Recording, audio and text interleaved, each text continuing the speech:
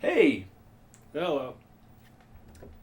just going to give you a quick little introduction to this program. Today we're going to be talking about wrestling, WrestleMania III, Yeah. two matches in particular. Going to talk about the old Macho Man Randy Savage versus Ricky the Dragon Steamboat for the Intercontinental Championship, and then also the Hulkster versus Andre the Giant for the World's Heavyweight Champion. They used to call it that. They used to say the World's Heavyweight Championship. Now they say the World Heavyweight Championship. I like worlds better. It sounds a little the more... world's. This is the world's title, and the world is going to give you the title. Yeah, you will earn the right to be the world's heavyweight champion. Of all of Earth. Yeah. Yeah, that does sound way cooler. Now it's just the World Heavyweight Championship. Floppy your belt around. Floppy little dick belt. So that's, we get into that, talk about like the difference between the wrestling of old and the wrestling today. The wrestling as viewed by a casual fan or an up-and-coming fan versus a seasoned veteran. Mm-hmm. So, a good discussion on the world of wrestling. Yeah, I think I held my own a little. You did. Even pulling out some insider terms. Yeah, face and heel. It's like the only ones I know.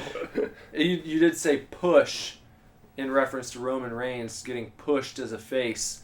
That's big insider term for a guy who claims to not be a fan. Oh, I didn't. Yeah, you're picking up on it. Right on. So, and then you describe what sounds like a lovely, lovely movie. Yeah, after we talk about wrestling, we just catch up on a little movie stuff and more like I catch Nick up on some of the stuff I've been watching. So I watched Alejandro Jodorowsky's The Holy Mountain, and then Harmony Korine's Spring Breakers. It's a good, The Holy Mountain, it'd be a nice bedtime story, so if you're getting ready to nod off soon, go to that part and you can just let Bender tell you the story of this movie. The Holy Mountain.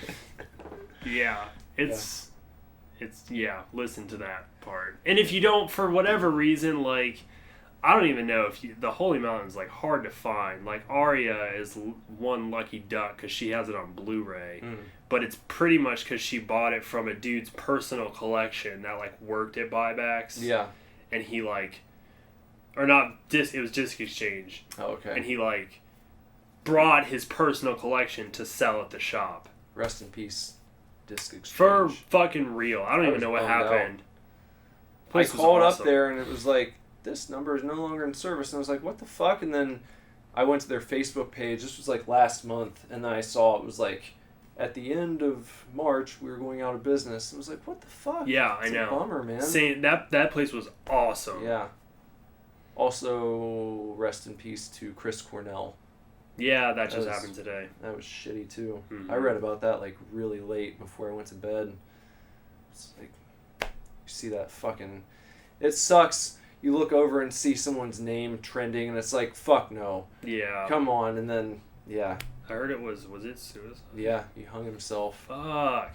And it's I know the old George Carlin bit where he was everyone always talks about when someone dies. You're well, I just saw him last week, and it's well, most people are seen by someone last week, the week before they die. It happens.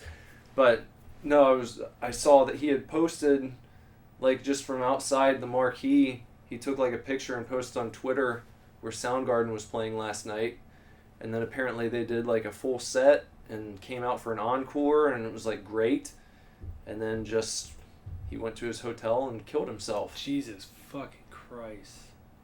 So that's crazy. Yeah. I'm not the biggest Soundgarden / Audioslave fan, but damn, the songs, the big songs, you know, they're good. Oh, I know. And his voice was amazing. Yeah, definitely one of the iconic rock vocalists of all time. Yeah, definitely. Even if you're not a huge fan of you know, what he did throughout Yeah, his like, I didn't career. feel It's like, compelled to, like, post about how sad I am. Yeah. You know, because, like, it sucks that somebody has passed away, but I'm not going to pretend to be, like, a huge fan or anything. No. But I very much enjoy the songs that I've heard and appreciate his contribution to music. Yeah. So, sad day there, and, you know, rest in peace and all that stuff. Yeah. And take care of yourself mentally, however you need to. Yep. So, good to remember that when something like that happens. At least the takeaway you get, remind you to, you know, if you're struggling, get help or help yourself, whatever you got to do. Don't do that, please.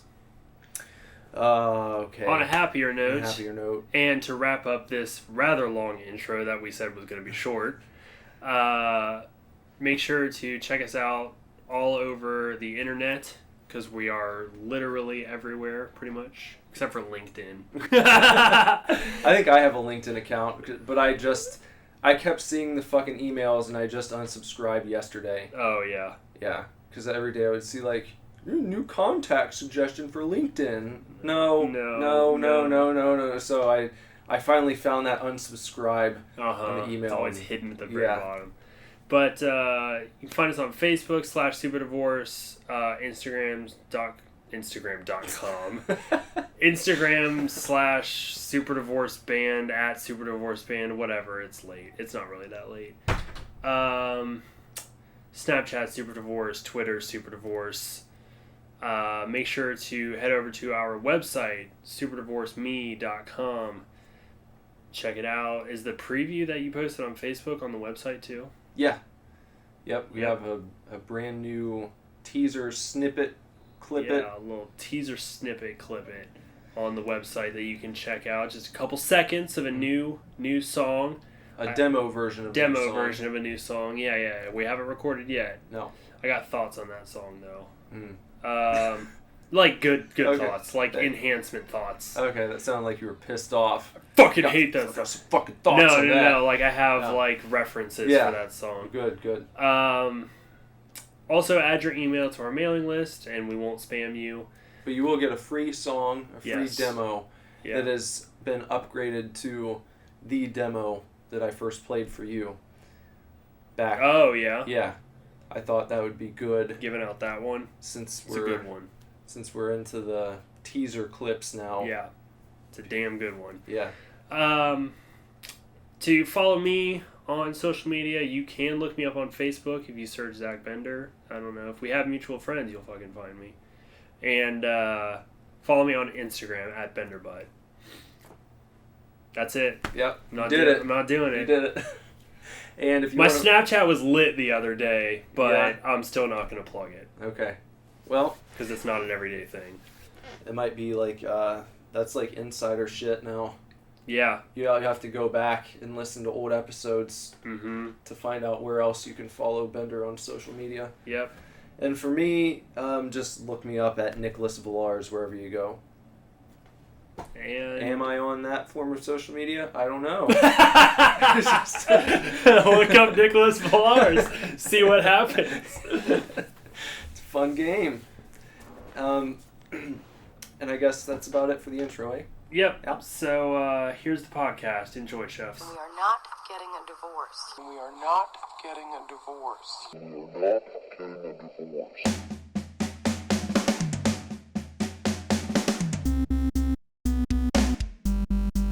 Hello, chefs. Hi, everybody. Welcome to the Super Divorce Supercast. And today we're going to be talking a little bit, at least, about a couple wrestling matches we just watched. Yeah, some old wrestling matches, because we love to bring you the 80s stuff. So we just watched two matches from WrestleMania III. And the match we just finished was the main event. Of course, that was the Hulkster versus Andre the Giant.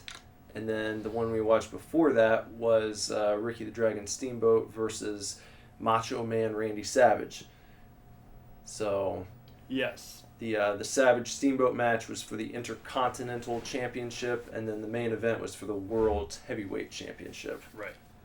So, I thought it would be fun to. I had approached Bender with the idea because they're two historic matches, but for very different reasons. And I thought it would be interesting to get his take as more of a casual observer of the wrestling world. Yeah. And also, your mom is a huhuge Steamboat fan. So, it's got relevance in that respect, too. It does, yeah. Yeah, she grew up with 3 brothers. She's the youngest by I don't know how many years. I know her sister is 12 years older than she is. So my mom was the surprise. Mm-hmm. So she grew up with 3 brothers. So they all, loved wrestling and stuff, I think. But yeah, she's always, anytime wrestling has been brought up in any capacity, because my cousin is really big into wrestling. Anytime it's ever brought up, my mom, Ricky the Dragon Steamboat is her go-to, her go-to contribution to the conversation. His son was wrestling for a while. Really? And then he got injured and had to retire. Oh. Just a few years ago. Really? It was looking like he was going to be a big prospect, and then unfortunate injury happened. But anyway, if you're not familiar with these 2 matches, you can check them out if you go online. I don't know if you're a big wrestling fan or not, or maybe you used to be. We watch them with the assistance of the WWE Network, which you can subscribe to for only $9.99 a month. Yeah. And you've got access to every pay-per-view ever. So it's pretty cool. So we're able to go back and check these out. And the Steamboat Savage match was kind of known, it became known as a very great technical match and very high pace and high energy. And then, of course, the Hogan-Andre the Giant match was this, it was controversial because Hogan and Andre the Giant had been friends for years, and then Andre came out of the woodwork requesting a title match at WrestleMania, and its match style was much more plotting and lots of rest holds. Yeah, and they're both big guys too. Yeah. It was saying Andre is 7'3" or something, or they billed him at 7'5". I think he was closer to right at 7'1", something like that. Yeah. But then Hogan, they say again, I guess they say he's 6'8". Yeah. But I'm pretty sure he's closer to 6'6" or something like that. Still, both very tall dudes, very large dudes compared to anyone else that they're gonna be around during the match. So, my whole first impression of the match, especially when they were in that hour-long submission hold, the bear hug hold, which was how that goes. Yeah. But especially during that. And the referee is buzzing around them like a little bumblebee. They look like 2 giants in the ring. Mm-hmm. It was kind of impressive, just these 2 really big guys duking it out, because everyone else really does look tiny compared to them. Mm-hmm. So that was cool, because I don't think I've ever seen a match where I got the feeling that these 2 dudes are superheroes compared to everyone else here. Yeah, and that's another reason why I think Vince has always kind of exaggerated the weights and the heights a little bit. It just, you hear it and then you're watching it and it's you get invested in it. You just accept, he's 7'5", no big deal. He's 7'5" and almost 600 pounds, right? And Hogan is 6'8". You hear that? Well, that's a big fucking guy too, right. So, but even 6'6" is taller than me. So yeah. There have been a few times throughout the history of wrestling where Vince has decided that they're gonna do actual height and weight, and then he'll just show up one day basically and say, all right, we're going back to the exaggerated weights again. It's I like that. I mean, ultimately, it doesn't sound like it makes that much difference. Like, saying he's 6'8" when really he's 6'6". Yeah. Like, I don't know, but then again, sometimes height, an inch is like fucking everything. That's true. Yeah. Like, people that are 5'10", I'm like, you're kind of short. Yeah. But then you hear someone 6 foot tall. Yeah. Oh. But you're only dealing with like 2 inches Right. difference, so it's So, watching the two, you get this superhero vibe from the main event. Yeah. And then what'd you think of the Macho Man Steamboat match? I only because of like the 4 other matches that I've seen, I was able to immediately recognize why that match was different. Now, like we only watched these 2 matches, so I can't say that like I know that this match was different from other matches on WrestleMania 3's bill. Mm-hmm. But like it had the same pace, flow, and like events, as any match that I've seen like from the most current WrestleMania. Yeah. It was the same. There was the only thing different was like their I don't know, their finesse. Mm-hmm. That's the only thing that's not quite as finely tuned as the wrestling today. Right. But other than that, it was all the same, I feel like. You did mention like anytime Savage is coming off the top ropes. Yeah.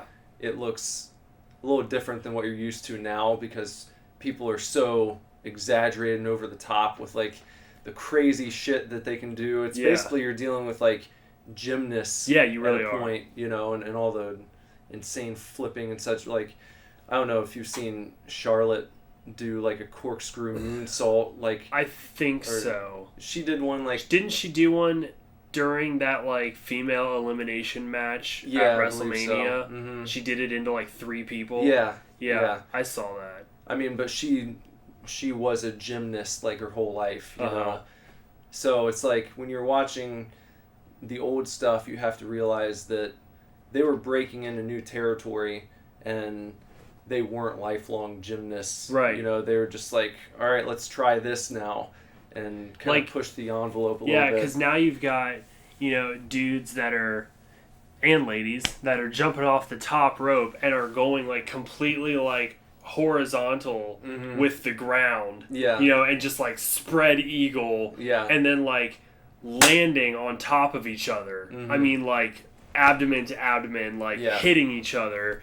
And you watch WrestleMania 3 and you've got Savage climbing the ropes and like just kind of like almost daintily like sort of stepping off the rope. He doesn't even bend his knees and jump. Yeah. He just sort of kind of steps off and then like he'll like slap Steamboat in the face. It's not even the elbow drop and everything is kind of like he hits the ground, then gets down on his knees, then kind of like with the elbow, So the impact of the top rope is far less impressive. One other thing to keep in mind when you're looking at wrestling from back then compared to now is the ropes are much tighter now than they used to be. Oh yeah. Yeah. So you can get more leverage to. So I don't know if a lot of the moves that you see guys doing today would have even, have been possible working with those type of ropes that were more bouncy. Right. Not like bouncy in a good way, but flimsier, I guess is what I'm thinking of. But then, that brings into play that they sort of use the ropes as like slingshots more often. Yeah. Like you can see it especially in the Savage Dragon match.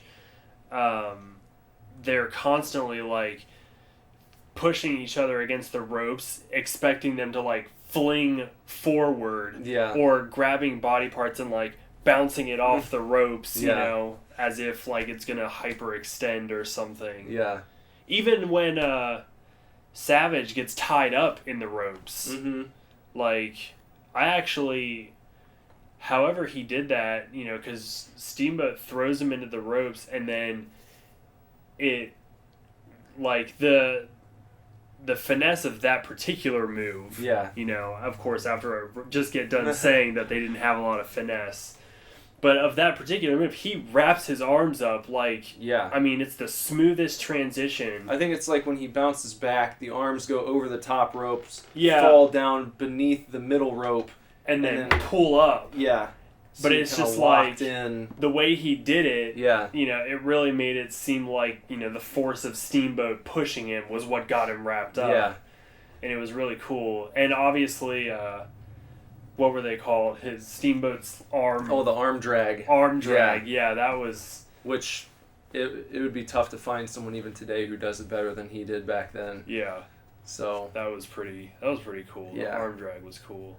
Which is neat when someone can do like a very basic move so well that it's still impressive. Yeah. You know? It's pretty neat. So, yeah. Good little WrestleMania viewing. What would you say if you were there, what do you think you would have been more hyped about? If I was there, Yeah.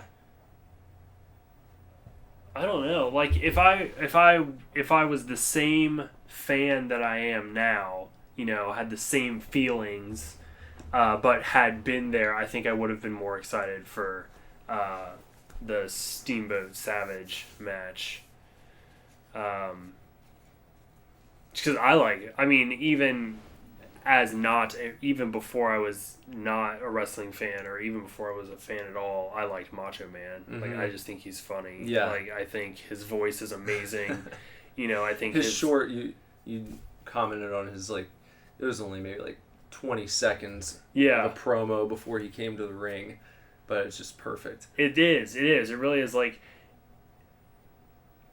I don't think, I mean, you know, for as little as I've seen, I don't know if there will ever be somebody who has, like, a more iconic voice Mm-hmm. for wrestling promos than Macho Man Randy Savage. I mean, it's just I think his look is everything that wrestling is. Mm-hmm. His, like, full sequins, like, cloaks, but then a giant cowboy hat and sunglasses. Yeah. It's just, it is everything about wrestling. He is everything about wrestling. Yeah. His promos are just second to none. They were. I mean, they really are. I mean, I honestly felt like some of the promos in this were better than any promo I've seen today. Well, it's because back then I feel like they were even, and it's weird because, you know, they hadn't come out and said, like, in public, yeah, this is just like a show, you Right. know. Most people knew, but still they hadn't really acknowledged it, you know, fully. Right. And so you had the company presenting these people, these larger-than-life characters, in a way that was so over the top, you knew they couldn't possibly be like this in real life. But they did it, and it feels believable when you're watching it. Oh, yeah. Because they're operating inside of this strange world of wrestling where, yeah, this is how people are Yeah. in professional wrestling. Yeah. It's just, and now I think that because it's out in the open, that it's just like any other TV show you watch. Ironically, they've tried to make the characters more realistic. Even though they're Yeah. out with the fact that it's not real, they've tried to go in a direction where, you know, they really tone it down. You don't see many people doing promos like they used to in the old days. Like, No, like, even, you know, for as much as, like, I mean, I don't know. I think, as little as I've seen, I thought, you know, I know CM Punk was, like, a big one on the mic. He was always really good on the mic. Yeah. But, like, you know, and I'm only basing this off of the fact that he has been in a variety of movies. But, like, after seeing Savage and even Ricky and Hogan's promos, I'm, like, not impressed by John Cena on the mic, really. Like, Yeah. you know, he's just kind of... Well, it's because it's John Cena. Yeah, he's John Cena. Like you imagine that. I mean, he definitely is talented. He's got his thing that he's probably their biggest star since, like The Rock and Austin and those guys. And Goldberg. Yeah. So he connects with people in a way that, that is special. He's got it. Yeah. But it's not like no one else could be John Cena. Yeah. He's kind of like a dude who's very passionate about his beliefs and like never give up, and it's a good message and all that stuff, but when you think of these 80s dudes, like no one can step in there and be Hulk Hogan or Macho Man or the Ultimate Warrior. Like they're just them 100%. And so and I think even compared some of the ones that you just mentioned, like I think you're right, like there could be a million Cenas. Mm-hmm. Like Cena is Cena, and then you've got who's the phenomenal one? Oh, AJ Styles. I mean, like AJ Styles and everything, but he could also be a Cena. Like it seems to me, or even like your Roman Reigns, kind of a Cena. Yeah, like they're all kind of like the same, but even back in. I assume like the 90s or early 2000s, there will never be another like Rock. No. Like The Rock is the fucking Rock. Yeah. Same with Austin. Austin is Austin. Goldberg is Goldberg. There can be other dudes that like fill that muscular void. They fill that like image or whatever. There's never going to be like another Undertaker. Yeah. Like he's the fucking Undertaker. As far as like characters go, I feel like the closest you get to that level of uniqueness now is maybe like Bray Wyatt. With the Wyatt family stuff. Yeah. I mean, he feels like one of those older model of characters where this guy definitely has his own thing going on. He's not just like a really good athlete. Right. He's got that other thing about him, and yeah. And I think, like the New Day has a thing going for them. Yeah. They might not like go down in history or anything, but at least they like stand out. Well, they did get the record for longest reigning tag team champions of all time. Did they? Yeah. I mean, like, but yeah, I mean, but I think what we're talking about is more of like the character side of things, not necessarily even how good people are in the ring. Right. Because the Hogan Andre the Giant match, like, they're not doing anything. They really aren't. I mean, honestly, it's quite a boring match. Yeah, but it's the story of it. Yeah, it's everything that comes up to it. You watch the whole match just to see Hogan body slam Andre. Yeah, because they tease it at the very beginning, and you think, he'll never do it. Yeah, he can't do it. He hurt himself. Right. He can't do it right at the beginning, and then he tries to do it again outside the ring on the concrete. Yeah. And he can't do it. Right. And you're right. Like even I knew it was coming. Like that's an iconic moment that I even knew about. Yeah. But even watching it, I was like, oh, this is gonna be fucking awesome when he does it. Mm-hmm. And it's really like it's impressive, obviously, because Andre is so large. Yeah. But it's not like he fucking lifts him over his head or anything. No. He sort of just like tips him over. Nice scoop slam. Yeah. But still, he did hurt his back doing that. Really? Yeah. In real life. IRL. But it's like impressive, and you're just like, yeah. Mm-hmm. I don't even like Hulk Hogan that much, but I'm just like, whoa, yes, Hulk Hogan. Well, I was thinking about that, like watching this, and you see him coming out, and it's like that version of Hulk Hogan embodies like everything that makes you want to just like America. Yeah.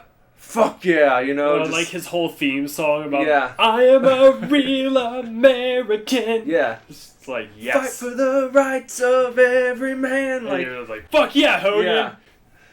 Team America. American flags and yeah.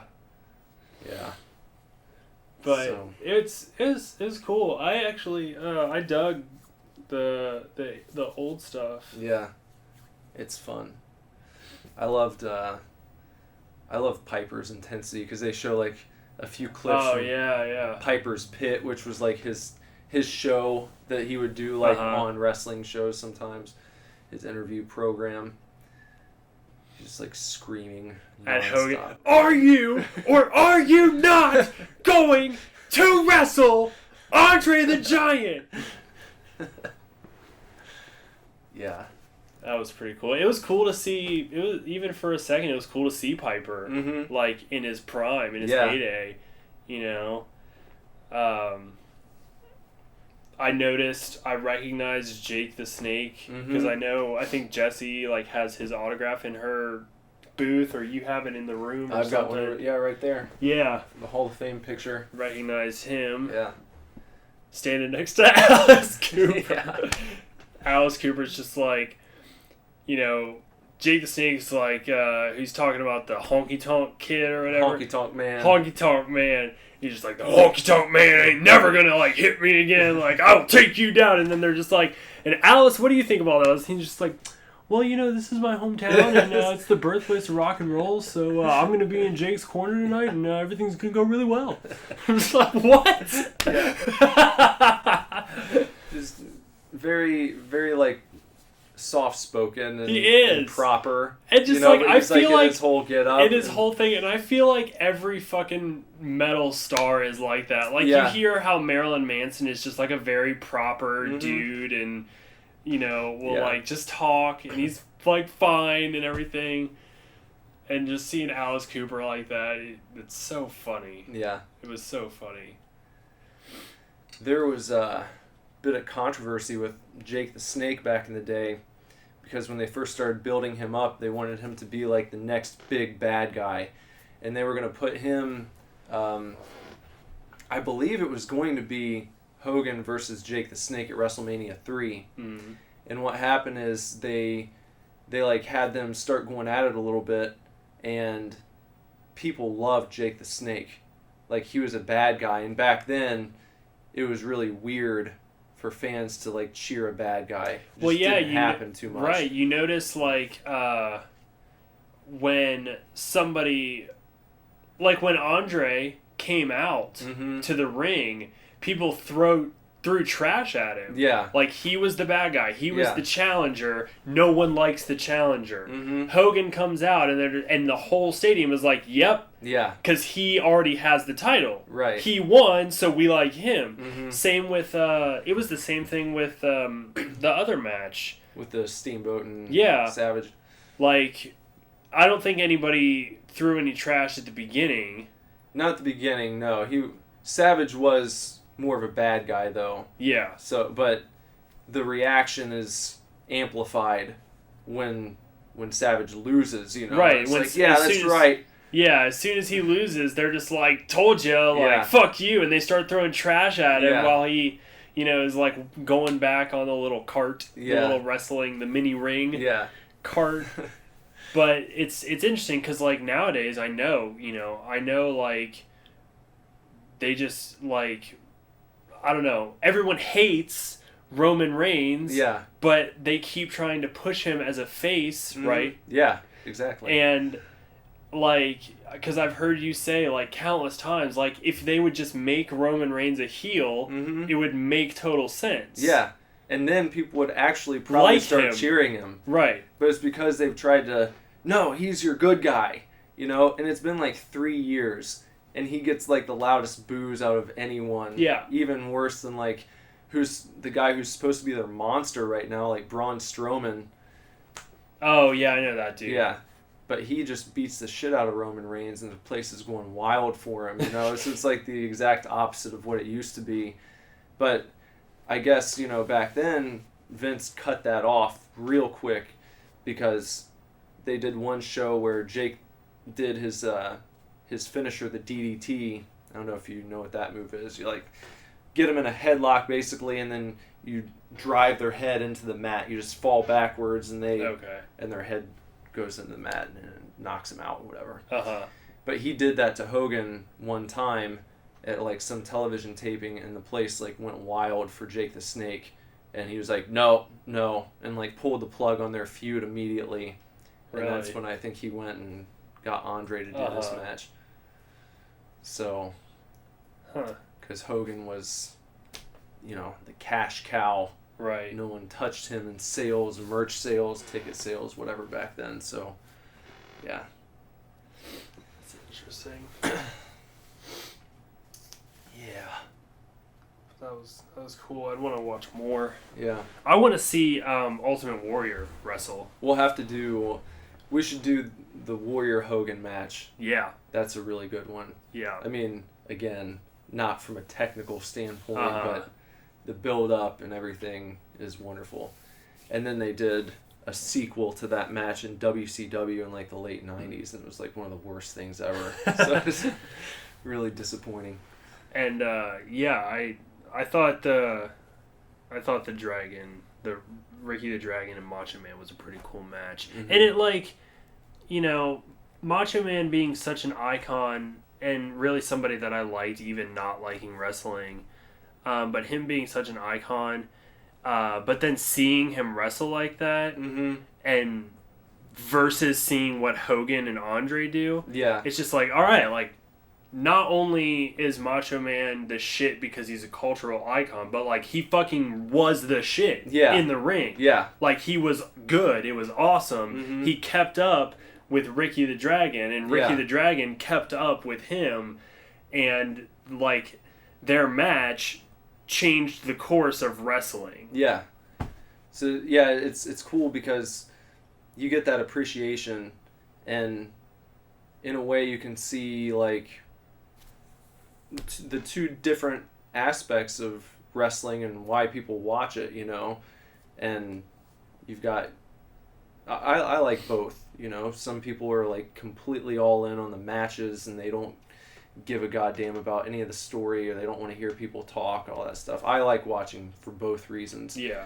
And it's neat to see on the same card, from that era anyway, to a group of people who are like at the top of their game, and as far as like getting the crowd into it in two very different ways, because the place was totally hot for both matches. People were on their feet the entire time, especially near the end. So yeah, it's a little different than watching now a lot of times. I think that these days there's so much wrestling that people have access to, and you can watch it whenever you want to, that sometimes you get a lot more of that filler type stuff, and people aren't as into it, and I immediately felt like, I don't know, I was like immediately more invested in like this somehow. Like it just, maybe it's because these characters and these wrestlers have gone, I knew them before because they're so popular, but I don't know, like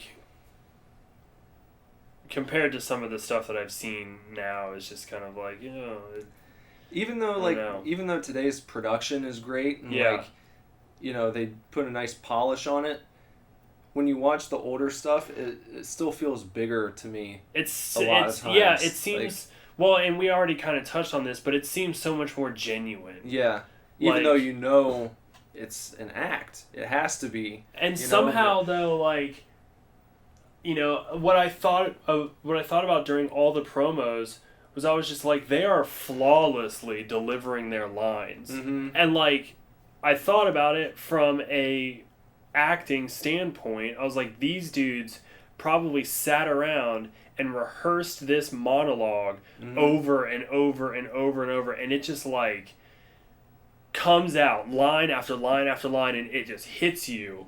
And then some of the promos I've seen today, are like, it's like talking to NASCAR drivers. Yeah. Well, I just got him in the corner of the ring, and just get him with that German suplex. Got that German suplex in there, and I really just I tried to take him down. I had to take him down, and it's like and Hulk is just like the whole time.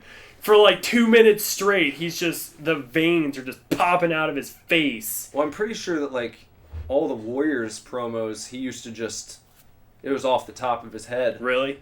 So there, and and I've heard that that's kind of a complaint of a lot of the guys now, is that their promos are too scripted. So Really? they have a team of writers, Right. you know, like any other show, only it's like overly micromanaged. So like every single word is spelled out, and then they're given the script for these promos where they go to the ring after having sat with this stuff for like maybe a couple hours, and then they have to deliver that very robotic promo they're given, Right. with not really, you know, with no heart behind it or anything. You Well, know? maybe that's why. Like, I would be so incredibly impressed if the promos we watched tonight were ad-libbed. Mm-hmm. Like, if that's the case, that was... Because there was no pause. Yeah. There was no time to think. And there was not a whole lot of, like, okay, I need to say the same thing again. Or, like, I forgot I already said this, so Yeah. I'm saying it again. I think they used to give them kind of bullet points. Uh-huh. It was like, you need to Hit hit this this. and this and this. But then they would let the character say it in their own way, as opposed to trying to have a writer Yeah. write it the way they think the character would say it. Well, that's what's So- missing from wrestling. A lot of people feel the same way. Stone Cold talked about that on one of his podcasts when he had, I can't remember who he had on his show, but he was talking about, like, back when he was wrestling, how even sometimes he would break away from what they told him to say if he knew it was going to connect with the crowd, and then he'd take them getting pissed about it later and be like, yeah, but can you argue with my results? You know, so, you know. The old world of pro wrestling. Pro wrestling. It's a very strange place. Yeah. It's a very strange universe. But that was pretty cool. I think we should, you know, a future cast should be a whole. We'll sit down and do a whole Mania. It really, like, when I go back and check out the old wrestling programs, like, I watched a little bit here and there, but it makes me sad that I wasn't, like, gung-ho wrestling fan like Lazarus is when I was his age. Because I would have, you know, I wouldn't have been old enough to, like, really understand what was going on when this happened, but by WrestleMania 4 or 5, you know, I could have been really into it. Right. It's just, I didn't have any friends who were, like, exposing me to it, and but we have a parents weren't friend into it. now who was at WrestleMania 3. We do, Which yeah. is pretty fucking cool, Yeah. honestly. Our friend Andrew, he was there. Which is just like, now I'm just like ridiculously jealous. I'm like, he saw Hulk Hogan body slam fucking Andre the Giant in real life. Yeah. That's awesome. Andrew, I hope you listen to this, and that's fucking awesome that you were there. March 29th, 1987. The Pontiac Silverdome. 2 years before I was born. I would have been, like, 1.5. Yeah. So, yeah. Pretty cool. So, what else is up? Anything? I watched this movie the other day called The Holy Mountain. It's by Alejandro Jodorowsky. It was fucking, man. What kind of movie was it? A horror movie? Or No. No? It's like... Jodorowsky is a direct influence and even, like, close friends with Nicholas Winding Refn. Mm-hmm. Okay, so his movies are kind of like Refn's. Mm-hmm. And then he also was supposed to originally direct Dune, and then they gave it to David Lynch. So the three of them all kind of like make sort of the same, kind of the same-ish movies. Yeah. So just to give you an idea of what Jodorowsky is like. Yeah. But I don't know where he's from, but most of his movies, I've seen 2 of them, they take place like in Mexico. Okay. So I think he is of Spanish descent. I can't even begin to really tell you. There's 3 acts of the film, basically, that you determine yourself. The first one is, like, about this Jesus-type character. It's a very symbolic movie. Mm-hmm. So it's, like, a character that's kind of supposed to be Jesus, basically just, like, it's him just sort of, like, waking up in a ditch and then... I don't know, going around the city, you know, like at one point they, like, these Roman guards, like, get him drunk and then they, like, plaster cast his body and then they make, like, hundreds and hundreds of, like, models of him and then, like, tie him to a cross, and so he wakes up and, like, freaks out and gets off the cross and, like, destroys all of these other images of himself, but then, like, picks one and carries it around for a while. At one point, he's, like, being followed by, like, prostitute nuns while, like, these soldiers dance with these civilians. And then he, like, eats the face of the false image of Jesus. So then eventually he, like, there's this obelisk in, like, the middle of the city, and a giant hook comes down from it, and he, like, escapes onto the hook and gets raised up to the top of this obelisk where he finds Raiden from Mortal Kombat. And they fight, he gets defeated, and then they, like, remove a tumor from his neck, and then he becomes the master's apprentice. Then he finds out that his poop can turn into gold. He, like, shits in a bowl and then they, like, burn it, and he, like, sits in this pod that's connected to it, so, like, the smoke from his burning shit, like, fills this pod that he's sitting in, and then his poop turns to gold. And then they decide that they're going to travel to the Holy Mountain and find the 9 immortals.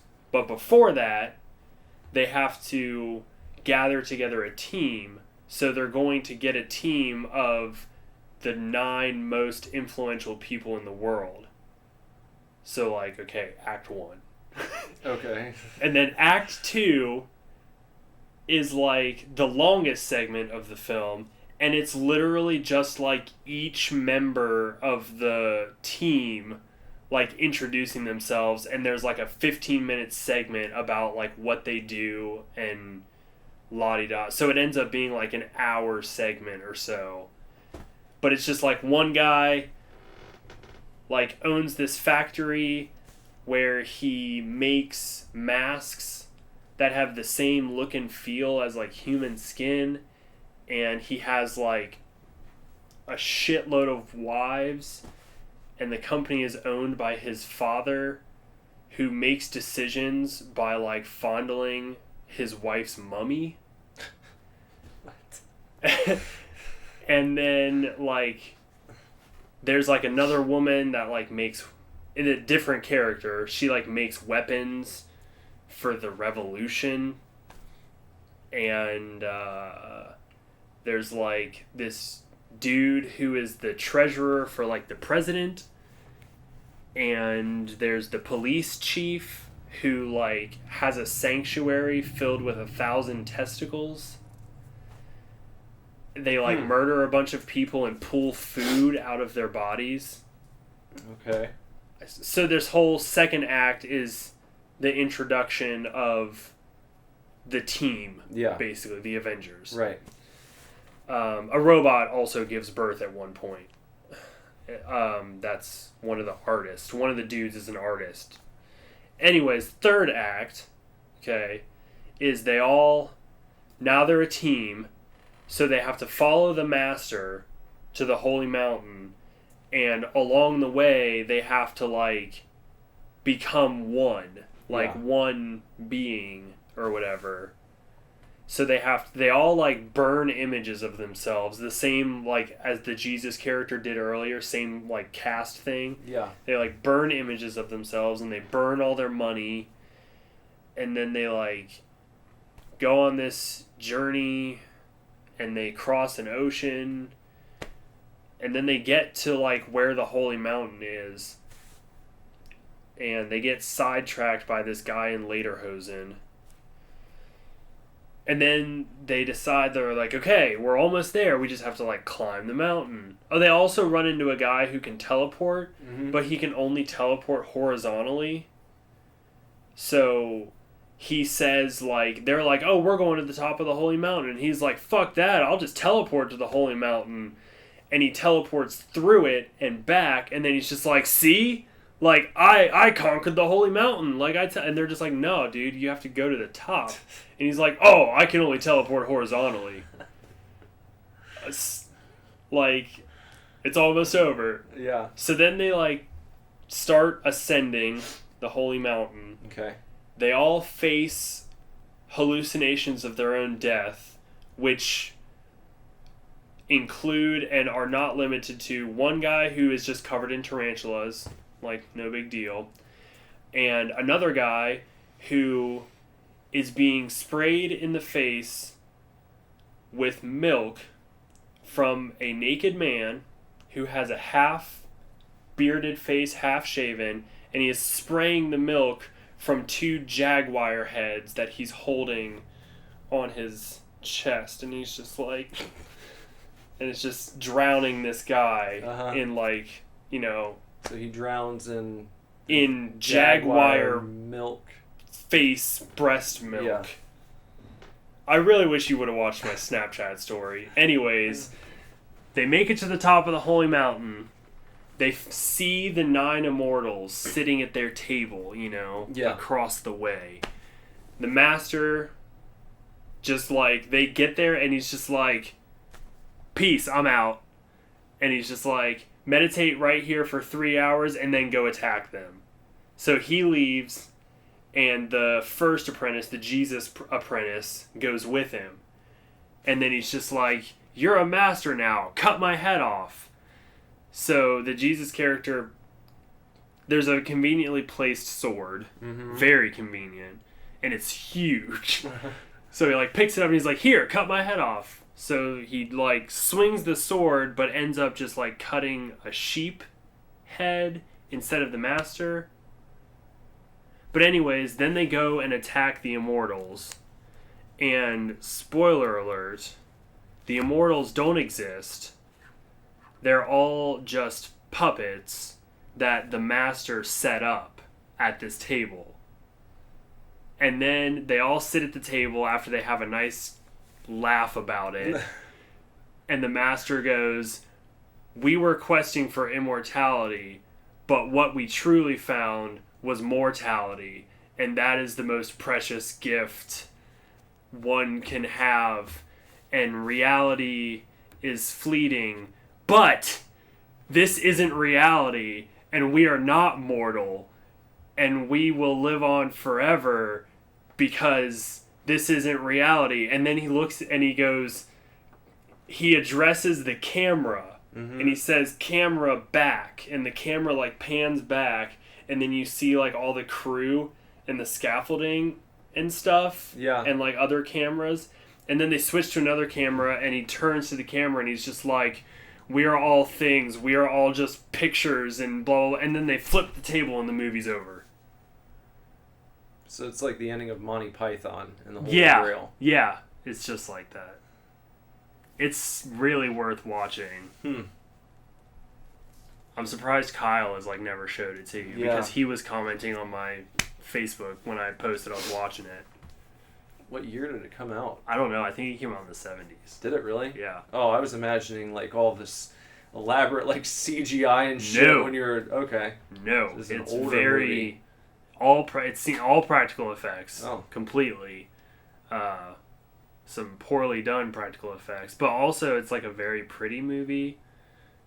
When you were talking about like the jaguar milk, I was envisioning like the Beowulf animation, no, just like a really. I'm talking like picture a stuffed animal jaguar, cut the head off of it and the neck, and then he's holding on to the neck just with these stuffed animals on his boobs, like, ah! And the other guy's like, ah! They're just spraying milk in his face. Only out of one, too. Yeah. Like, he has two, but he's only spraying out of one. It's, like, it's a thing. Okay. It's a...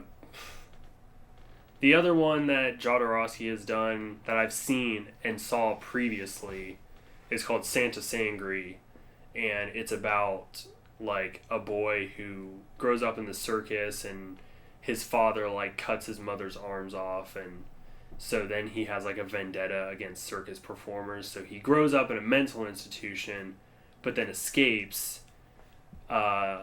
finds his mom, and then they try to like track down all the people that were part of the circus, and they like try to kill them all. It's a little bit more straightforward, but it's also super weird because she doesn't have arms. Mm-hmm. So they do that whole act where it's like a person stands behind you and does your arms for you. Yeah. But she has like this supernatural control over his arms. Mm. And you don't know if it's supernatural or he's just like a mama's boy. Yeah. You know? But she forces him to kill people with her arms, even though they're his arms because they're attached to his body. Jodorowsky's weird. Sounds like it. Apparently El Topo is like his big crowning achievement.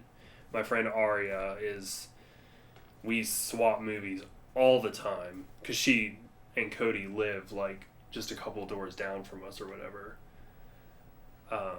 So she's big into Lynch and Jodorowsky, and I'm not so cerebral. Yeah. I'm just like, give me a slasher movie. Oh.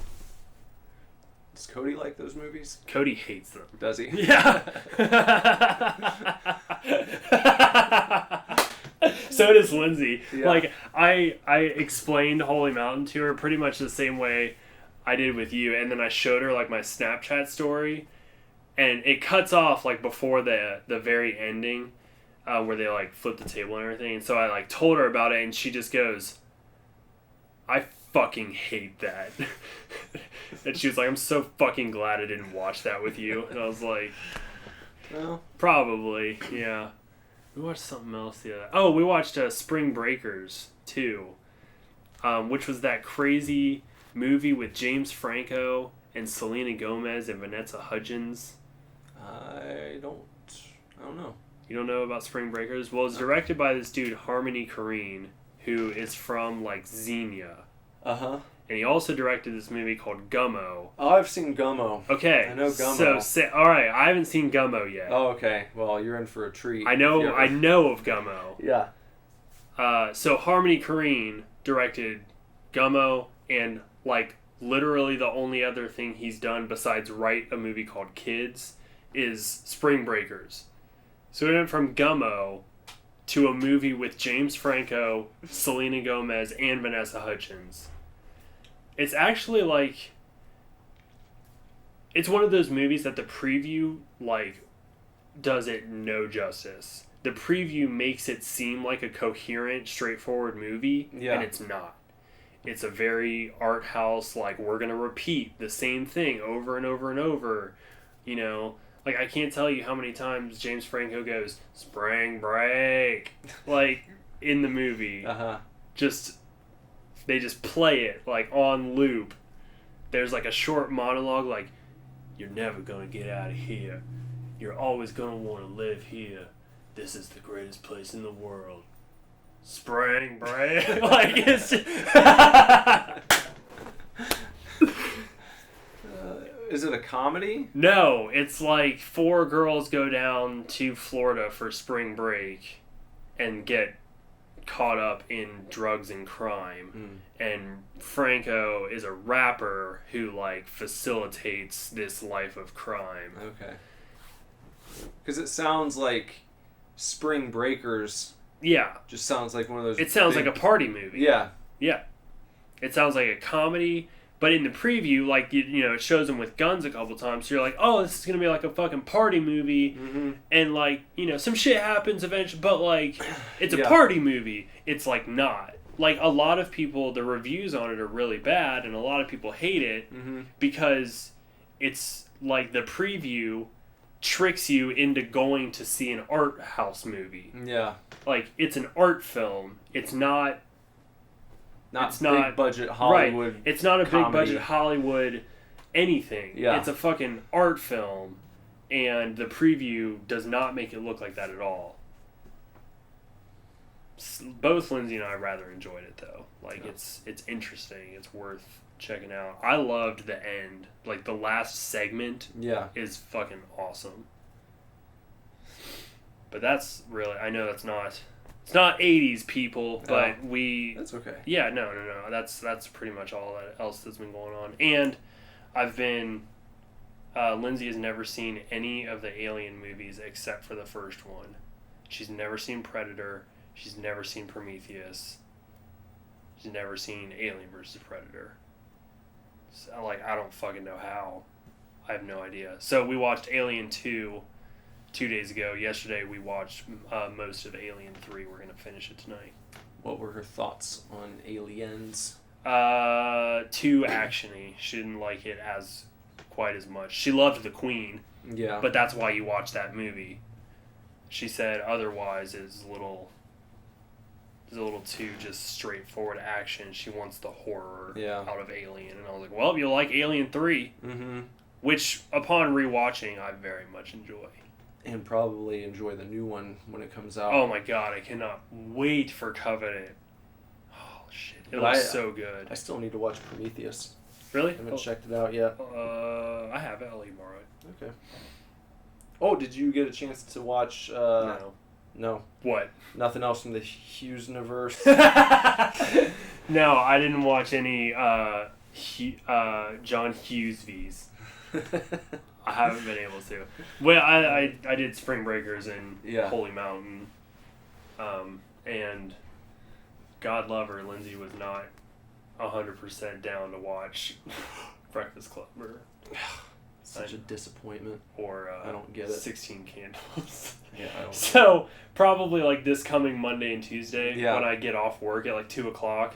That's probably what I'll go home and watch them because I don't have anything else from Aria right now except for Amelie. That'll be a good time. Yeah, I'm excited to watch Breakfast Club. Mm-hmm. I feel like I'm gonna connect with that one the most. Yeah. It's hard not to. Yeah, because there's literally like every stereotypical teenager in it. So you got something for everyone. Yeah. Oh. Well, I suppose that probably about wraps it up for this week, eh? Yeah, I would say so. All right, well, chefs, hang out for a minute and we'll play you guys off. Yeah, and then after we play you off, we'll see you in the outro.